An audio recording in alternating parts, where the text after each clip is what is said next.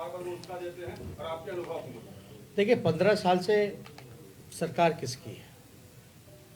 हम लोग 15 साल सरकार में रहे, जनता हमें विपक्ष में बैठने का मौका दिया, 15 साल हम बैठे। लेकिन अभी सवाल होंगे जो अभी सत्ता में है। पहली बात, मुख्यमंत्री जी का चुनावी प्रचार हम लोगों ने देखा, आपने भी देखा, सुना। मुख्यमंत्री जी ने क्या कहा? रोजगार को लेकर के, कारखाने को लेकर के, इंडस्ट्री को लेकर के उन्होंने एक बात कही कि हमने पूरा प्रयास किया, लेकिन यहाँ कारखाने नहीं लग सकते, उद्योग, बड़े उद्योग नहीं लग सकते, रोजगार नहीं दिए जा सकते। स्पष्ट है। इस बात को तो हम बहुत पहले से कहते आ रहे हैं कि माननीय मुख्यमंत्री जी रोजगार पे बात नहीं करना चाहते, भुखमरी पे बात नहीं करना चाहते, पलायन पे बात नहीं करना चाहते, गरीबी पे बात नहीं करना चाहते। और ये स्पष्ट हो गया कि बिहार के मुख्यमंत्री अब थक चुके हैं, अब इनसे बिहार नहीं संभल रहा। मुख्यमंत्री जी हवाला देते हैं कि बिहार जो है समुद्र किनारे नहीं है, मतलब लैंडलॉक्ड स्टेट है। इससे पहले भी कितनी मीलें लग चुकी हैं बिहार में, जो कि इनके शासन में बंद हो गई हैं। कारखाने, लालू जी जब रेल मंत्री थे यूपीए के समय में, 3 कारखाने के अलावा चौथा कारखाना आप बता दीजिए। मढ़ौरा का कारखाना, परसा का और मधेपुरा का, इसके अलावा चौथा कारखाना कहाँ है भैया? लगे कि नहीं लगे? यानी मुख्यमंत्री खुद स्वीकार कर रहे हैं कि अब उनसे होने वाला नहीं है। उन्होंने हाथ पूरी तरीके से हाथ खड़े कर दिए। और जो हम बात कर रहे हैं, आप बताइए कि 4.5 लाख नौकरियां रिक्त पड़ी हैं कि नहीं पड़ी हैं? बिहार आगे तरक्की कैसे करेगा? पहले तो रिक्त पदों को भरना पड़ेगा, और हमको अगर अव्वल टॉप स्टेट्स में आना है इस देश के, तो आपको तो नेशनल एवरेज जो है उस पर कंपीट करना पड़ेगा। तो उन मानकों को देखते हुए हम लोग जो है पूरी तरीके से फिजिबल है डूइंग। 24,000 करोड़ रुपए मुख्यमंत्री जी का जल हरियाली योजना में लगता है। कहां खर्च हो रहा है किसी को नहीं पता। सरकार का ठीक है, ग्रेजुअली जो है हमेशा बजट बढ़ता रहा है, चाहे किसी भी स्टेट का देख लीजिए, किसी भी केंद्र का देख लीजिए। लेकिन कोई भी बजट का वो मिनिस्ट्री जो है कितना पैसा खर्च कर पाती है? सरेंडर कर देती है सारा पैसा।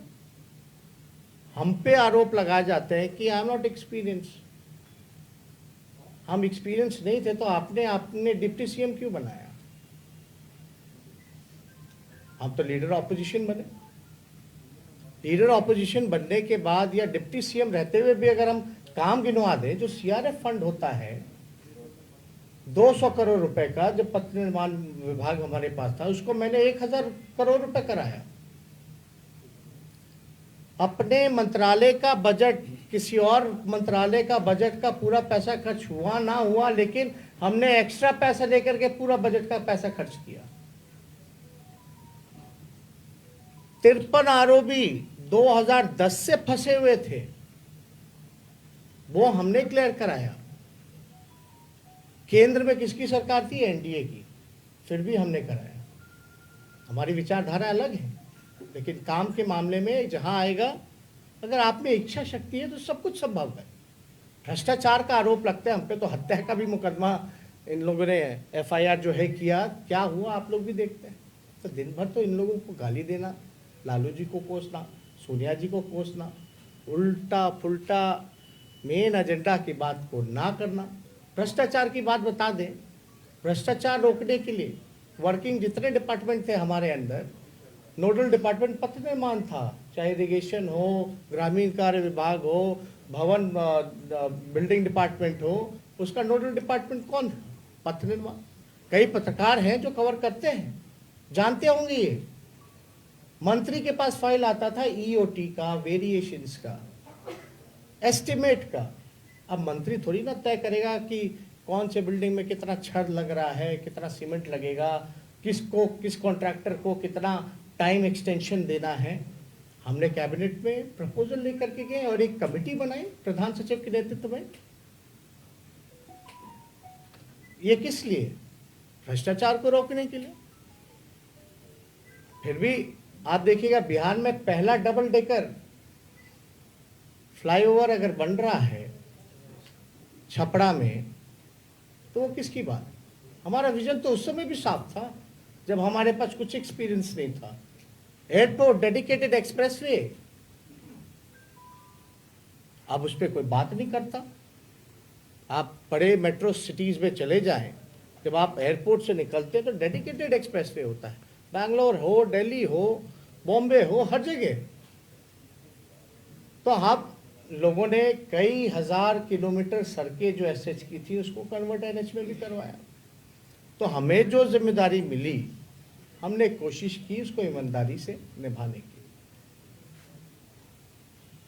कम उम्र भले ही है, हो सकता है नीतीश जी का जितना उम्र है, राजनीतिक जीवन रहा, उसके आधे उम्र के हम हैं,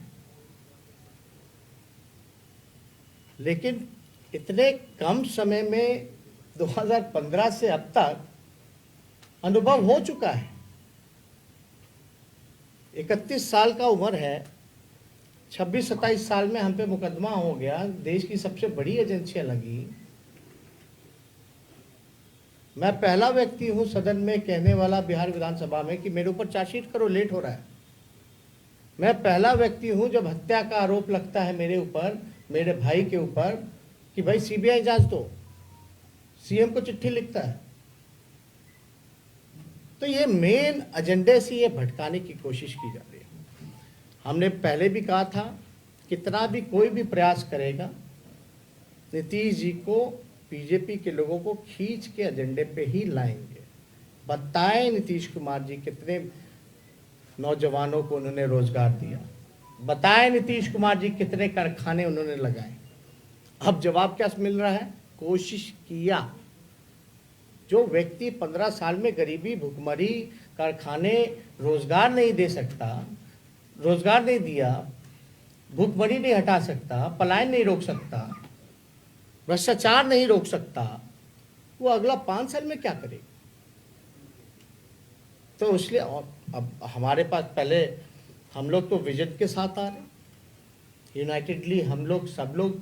आज नवरात्र का दिन भी है, कलश स्थापना है, संकल्प हम लोगों ने लिया है, लेकिन बात को समझिए कि उनका क्या विजन है। अब उनको याद आ रहा है कि हर खेत जल सिंचाई की व्यवस्था कराएंगे।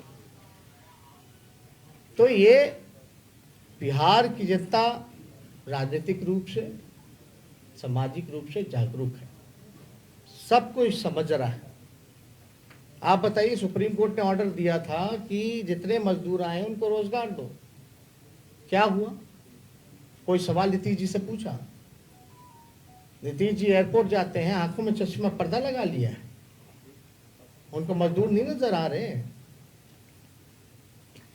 जो 145 दिन तक गरीब मजदूरों को देखने तक नहीं गया, बाढ़ पीड़ितों से मिलने तक नहीं गया, उनको कोई अधिकार नहीं है किसी और से सवाल पूछने का। 1500 किलोमीटर, 2000 किलोमीटर तक बिहार के लोग छाले पड़ गए, 2-2 महीने लग गए।